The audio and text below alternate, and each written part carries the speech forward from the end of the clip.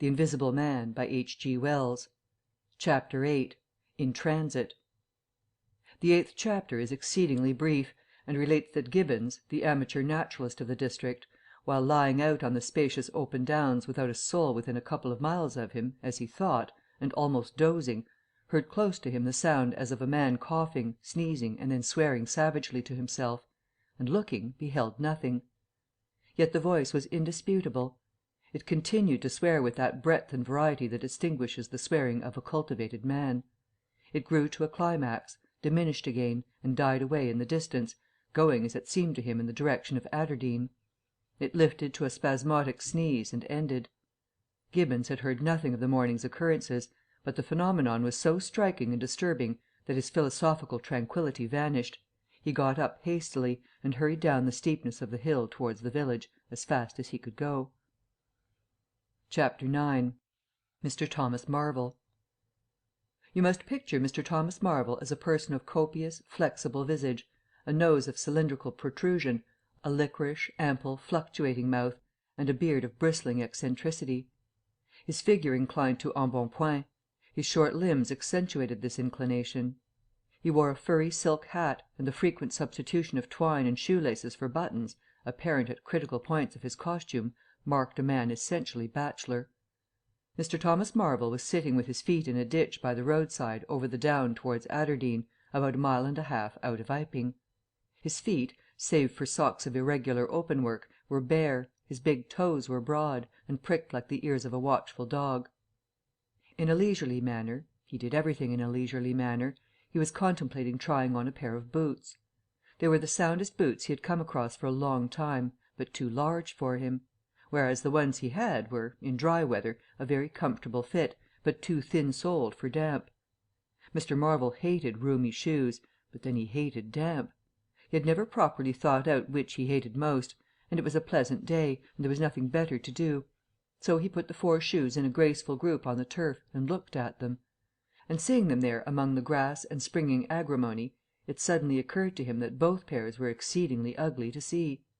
He was not at all startled by a voice behind him. "They're boots, anyhow," said the voice. "They are charity boots," said Mr. Thomas Marvel, with his head on one side regarding them distastefully. "And which is the ugliest pair in the old blessed universe, I'm darned if I know." Said the voice. "I've worn worse. In fact, I've worn none, but none so audacious ugly, if you'll allow the expression. I've been caging boots in particular for days, because I was sick of them. They're sound enough, of course, but a gentleman on tramp sees such a thundering lot of his boots. And if you'll believe me, I've raised nothing in the old blessed country, try as I would, but them. Look at 'em, and a good country for boots, too, in a general way. But it's just my promiscuous luck. I've got boots in this country 10 years or more, and then they treat you like this." "It's a beast of a country," said the voice, "and pigs for people." "Ain't it?" said Mr. Thomas Marvel. "Lor, but them boots! It beats it." He turned his head over his shoulder to the right to look at the boots of his interlocutor with a view to comparisons, and lo, where the boots of his interlocutor should have been, were neither legs nor boots. He was irradiated by the dawn of a great amazement. "Where are you?" said Mr. Thomas Marvel over his shoulder, and coming on all fours. He saw a stretch of empty downs, with the wind swaying the remote green-pointed furze bushes. "Am I drunk?" said Mr. Marvel. "Have I had visions? Was I talking to myself? What the—" "Don't be alarmed," said a voice. "None of your ventriloquising me," said Mr. Thomas Marvel, rising sharply to his feet. "Where are you? Alarmed, indeed." "Don't be alarmed," repeated the voice. "You'll be alarmed in a minute, you silly fool," said Mr. Thomas Marvel. "Where are you? Let me get my mark on you." "Are you buried?" said Mr. Thomas Marvel after an interval. There was no answer. Mr. Thomas Marvel stood bootless and amazed, his jacket nearly thrown off. "Pew!" said a peewit very remote. "Peewit, indeed," said Mr. Thomas Marvel. "This ain't no time for foolery." The down was desolate, east and west, north and south. The road with its shallow ditches and white bordering stakes ran smooth and empty north and south, and save for that peewit, the blue sky was empty too. So help me, said Mr. Thomas Marvel, shuffling his coat on to his shoulders again. It's the drink. I might ha' known. It's not the drink, said the voice. You keep your nerves steady. Ow! said Mr. Marvel, and his face grew white amidst its patches. It's the drink, his lips repeated noiselessly. He remained staring about him, rotating slowly backwards. I could ha' swore I heard a voice, he whispered. Of course you did. It's there again, said Mr. Marvel, closing his eyes and clasping his hand on his brow with a tragic gesture. He was suddenly taken by the collar and shaken violently, and left more dazed than ever. Don't be a fool, said the voice. I'm off my bloomin' jump, said Mr. Marvel. It's no good.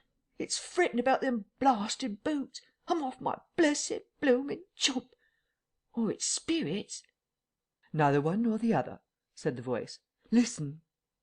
Jump, said Mr. Marvel.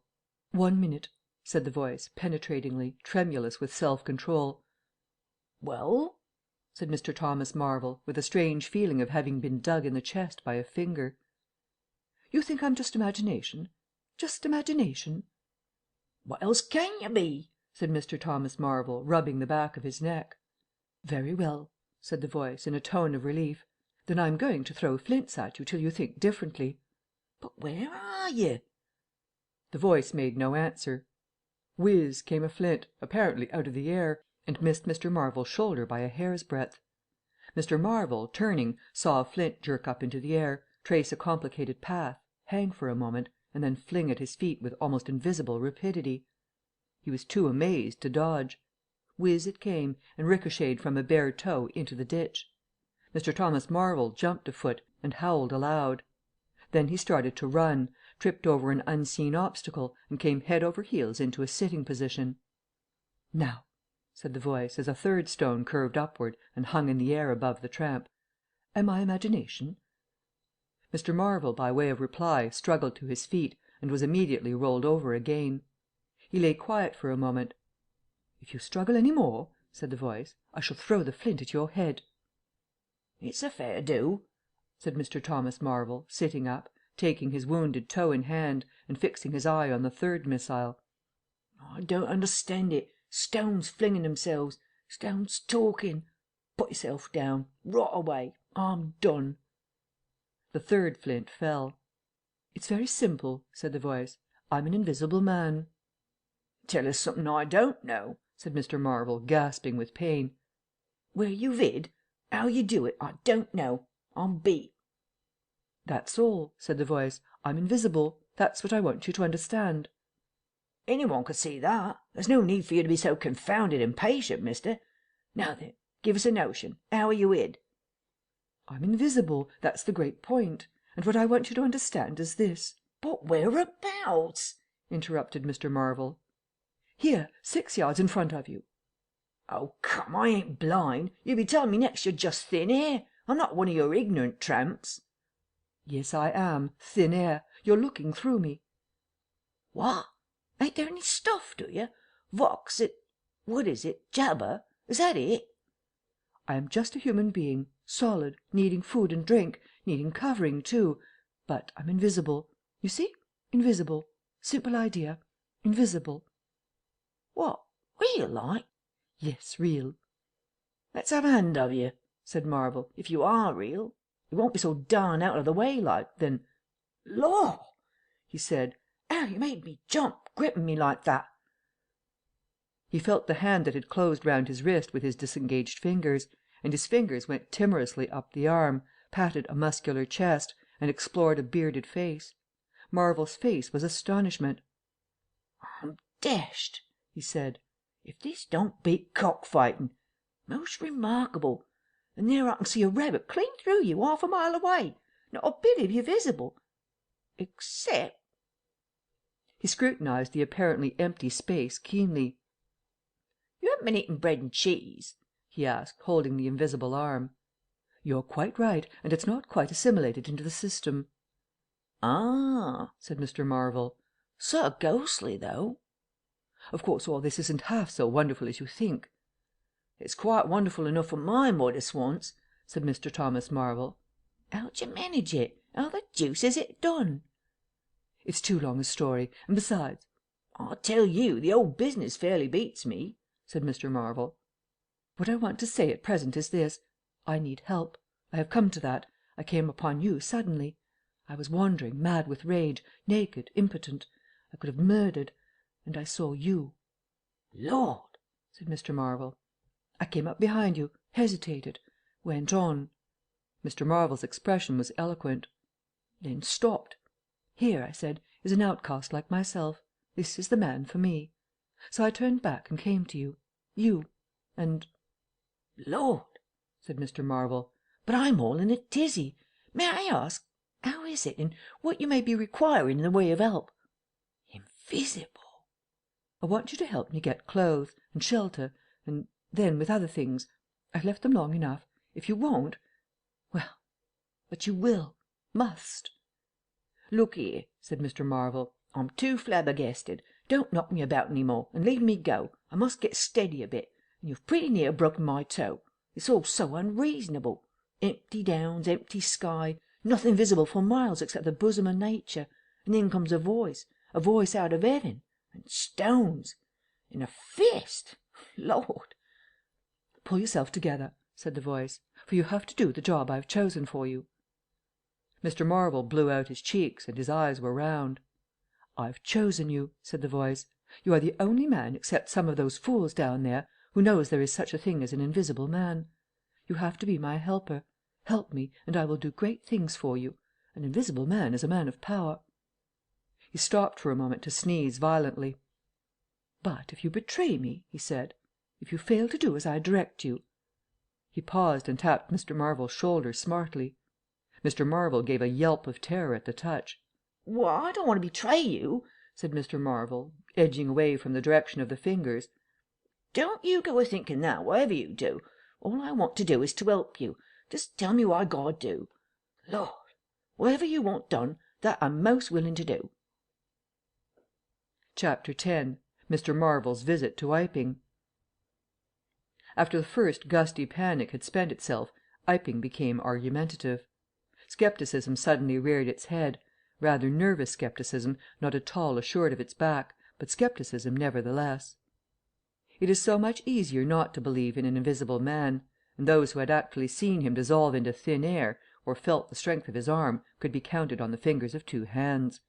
And of these witnesses Mr. Wadgers was presently missing, having retired impregnably behind the bolts and bars of his own house, and Jaffers was lying stunned in the parlour of the Coach and Horses. Great and strange ideas transcending experience often have less effect upon men and women than smaller, more tangible considerations. Iping was gay with bunting, and everybody was in gala dress. Whit Monday had been looked forward to for a month or more. By the afternoon even those who believed in the unseen were beginning to resume their little amusements in a tentative fashion, on the supposition that he had quite gone away, and with the sceptics he was already a jest. But people, sceptics and believers alike, were remarkably sociable all that day. Haysman's Meadow was gay with a tent, in which Mrs. Bunting and other ladies were preparing tea, while without, the Sunday school children ran races and played games under the noisy guidance of the curate and the Misses Cuss and Sackbut. No doubt there was a slight uneasiness in the air, but people for the most part had the sense to conceal whatever imaginative qualms they experienced. On the village green, an inclined strong rope, down which, clinging the while to a pulley-swung handle, one could be hurled violently against a sack at the other end, came in for considerable favour among the adolescents, as also did the swings and the cocoanut shies. There was also promenading, and the steam organ attached to a small roundabout filled the air with a pungent flavour of oil, and with equally pungent music. Members of the club, who had attended church in the morning, were splendid in badges of pink and green, and some of the gayer-minded had also adorned their bowler hats with brilliant coloured favours of ribbon. Old Fletcher, whose conceptions of holiday-making were severe, was visible through the jasmine about his window, or through the open door, whichever way you chose to look, poised delicately on a plank supported on two chairs, and whitewashing the ceiling of his front room. About 4 o'clock a stranger entered the village from the direction of the Downs. He was a short, stout person, in an extraordinarily shabby top hat, and he appeared to be very much out of breath. His cheeks were alternately limp and tightly puffed. His mottled face was apprehensive, and he moved with a sort of reluctant alacrity. He turned the corner of the church, and directed his way to the Coach and Horses. Among others, old Fletcher remembers seeing him, and indeed the old gentleman was so struck by his peculiar agitation that he inadvertently allowed a quantity of whitewash to run down the brush into the sleeve of his coat while regarding him. This stranger, to the perceptions of the proprietor of the cocoanut shy, appeared to be talking to himself, and Mr. Huxter remarked the same thing. He stopped at the foot of the Coach and Horses steps, and, according to Mr. Huxter, appeared to undergo a severe internal struggle before he could induce himself to enter the house. Finally he marched up the steps, and was seen by Mr. Huxter to turn to the left and open the door of the parlour. Mr. Huxter heard voices from within the room and from the bar apprising the man of his error. "That room's private," said Hall, and the stranger shut the door clumsily and went into the bar. In the course of a few minutes he reappeared, wiping his lips with the back of his hand with an air of quiet satisfaction that somehow impressed Mr. Huxter as assumed. He stood looking about him for some moments, and then Mr. Huxter saw him walk in an oddly furtive manner towards the gates of the yard, upon which the parlour window opened. The stranger, after some hesitation, leaned against one of the gate posts, produced a short clay pipe, and prepared to fill it. His fingers trembled while doing so. He lit it clumsily, and folding his arms began to smoke in a languid attitude, an attitude which his occasional glances up the yard altogether belied. All this Mr. Huxter saw over the canisters of the tobacco window, and the singularity of the man's behaviour prompted him to maintain his observation. Presently the stranger stood up abruptly and put his pipe in his pocket. Then he vanished into the yard. Forthwith Mr. Huxter, conceiving he was witness of some petty larceny, leapt round his counter and ran out into the road to intercept the thief. As he did so, Mr. Marvel reappeared, his hat askew, a big bundle in a blue tablecloth in one hand, and 3 books tied together, as it proved afterwards with the vicar's braces, in the other. Directly he saw Huxter he gave a sort of gasp, and turning sharply to the left began to run. "Stop, thief!" cried Huxter, and set off after him. Mr. Huxter's sensations were vivid but brief.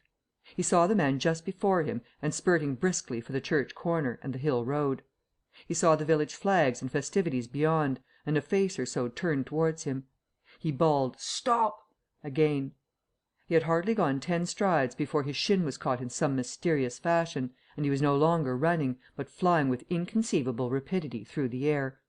He saw the ground suddenly close to his face. The world seemed to splash into a million whirling specks of light, and subsequent proceedings interested him no more. Chapter 11. In the Coach and Horses. Now, in order clearly to understand what had happened in the inn, it is necessary to go back to the moment when Mr. Marvel first came into view of Mr. Huxter's window. At that precise moment Mr. Cuss and Mr. Bunting were in the parlour. They were seriously investigating the strange occurrences of the morning, and were, with Mr. Hall's permission, making a thorough examination of the invisible man's belongings. Jaffers had partially recovered from his fall, and had gone home in the charge of his sympathetic friends. The stranger's scattered garments had been removed by Mrs. Hall, and the room tidied up. And on the table under the window where the stranger had been wont to work, Cuss had hit almost at once on 3 big books in manuscript labelled Diary. "Diary," said Cuss, putting the 3 books on the table. "Now, at any rate, we shall learn something." The vicar stood with his hands on the table. "Diary," repeated Cuss, sitting down, putting 2 volumes to support the 3rd, and opening it. No name on the fly-leaf. Bother. Cipher and figures." The vicar came round to look over his shoulder. Cuss turned the pages over with a face suddenly disappointed. Dear me, it's all cipher, Bunting." "There are no diagrams?" asked Mr. Bunting. "No illustrations throwing light?" "See for yourself," said Mr. Cuss. "Some of it's mathematical, and some of it's Russian, or some such language, to judge by the letters, and some of it's Greek. Now, the Greek I thought you—" "Of course," said Mr. Bunting, taking out and wiping his spectacles, and feeling suddenly very uncomfortable, for he had no Greek left in his mind worth talking about. "Yes, the Greek, of course, may furnish a clue. I'll find you a place." "I'd rather glance through the volumes first," said Mr. Bunting, still wiping. "A general impression first, cuss, and then, we can go looking for clues." He coughed, put on his glasses, arranged them fastidiously, coughed again, and wished something would happen to avert the seemingly inevitable exposure. Then he took the volume Cuss handed him in a leisurely manner. And then something did happen. The door opened suddenly. Both gentlemen started violently, looked round, and were relieved to see a sporadically rosy face beneath a furry silk hat. "Tap?" asked the face, and stood staring. "No," said both gentlemen at once. "Over the other side, my man," said Mr. Bunting. And "Please shut that door," said Mr. Cuss irritably. "All right," said the intruder, as it seemed in a very low voice curiously different from the huskiness of its first inquiry. "Right you are," said the intruder in the former voice. "Stand clear." And he vanished and closed the door. "A sailor, I should judge," said Mr. Bunting. "Amusing fellows they are. Stand clear, indeed. A nautical term, referring to his getting back out of the room, I suppose." "I dare say so," said Cuss. "My nerves are all loose to day. It quite made me jump, the door opening like that." Mr. Bunting smiled as if he had not jumped. "And now," he said with a sigh, "these books." Some one sniffed as he did so. "One thing is indisputable," said Bunting, drawing up a chair next to that of Cuss. "There certainly have been very strange things happening in Iping during the last few days. Very strange. I cannot, of course, believe in this absurd invisibility story." "It's incredible," said Cuss. "Incredible. But the fact remains that I certainly saw right down his sleeve." "But did you? Are you sure? Suppose a mirror, for instance. Hallucinations are so easily produced. I don't know if you've ever seen a really good conjurer." "I won't argue again," said Cuss. "We've thrashed that out, Bunting, and just now there's these books. Here's some of what I take to be Greek letters, certainly." He pointed to the middle of the page. Mr. Bunting flushed slightly and brought his face nearer, apparently finding some difficulty with his glasses. Suddenly he became aware of a strange feeling at the nape of his neck. He tried to raise his head, and encountered an immovable resistance. The feeling was a curious pressure, the grip of a heavy, firm hand, and it bore his chin irresistibly to the table.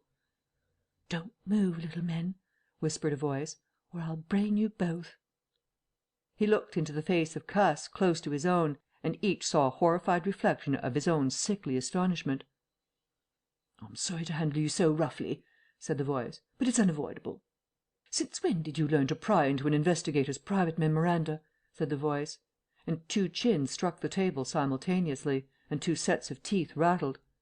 "Since when did you learn to invade the private rooms of a man in misfortune?" And the concussion was repeated. "Where have they put my clothes?" "Listen," said the voice. "The windows are fastened, and I've taken the key out of the door. I'm a fairly strong man, and I have the poker handy, besides being invisible. There's not the slightest doubt that I could kill you both and get away quite easily if I wanted to. Do you understand? Very well. If I let you go, will you promise not to try any nonsense and do what I tell you?" The vicar and the doctor looked at one another, and the doctor pulled a face. "Yes," said Mr. Bunting, and the doctor repeated it. Then the pressure on the necks relaxed, and the doctor and the vicar sat up, both very red in the face and wriggling their heads. "Please keep sitting where you are," said the invisible man. "Here's the poker, you see." "When I came into this room," continued the invisible man, after presenting the poker to the tip of the nose of each of his visitors, "I did not expect to find it occupied, and I expected to find, in addition to my books and memoranda, an outfit of clothing. Where is it? No, don't rise. I can see it's gone. Now, just at present, though the days are quite warm enough for an invisible man to run about stark, the evenings are quite chilly. I want clothing and other accommodation, and I must also have those 3 books." End of chapters 8 through 11.